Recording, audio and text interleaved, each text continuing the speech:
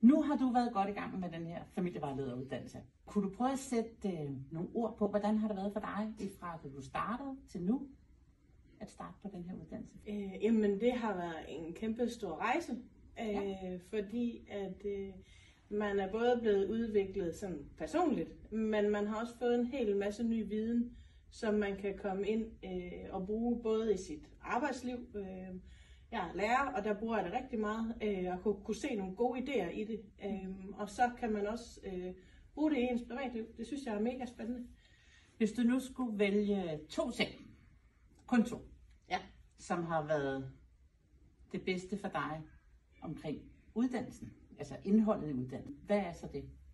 Jamen, så er det at få sat den her faglighed omkring den løsningsfokuserede tilgang på den viden, som jeg egentlig godt vidste i forvejen. Så er det der med at få ændret den, altså det der med at være problemløser til at være løsningsfokuseret. Altså det har virkelig været en øjenåbner for mig, og det har givet rigtig god mening for mig at gå fra ikke at skal fikse et problem, men faktisk at skal gå ind og arbejde løsningsfokuseret. Så hvad gør du i stedet for at være problemfikser? Jamen, jeg er blevet meget mere lyttende.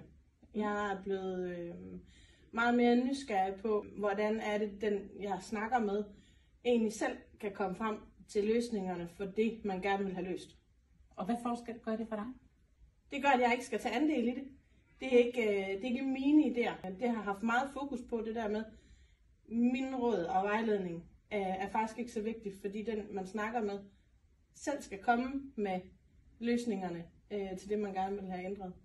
Fedt. Har du fortrudt, at du startede? Overhovedet ikke. Hvis jeg har fortrudt noget, så er det, at jeg ikke har gjort det for 5 år siden. Hvor er du sød. Tusind tak til dig. Velbekomme.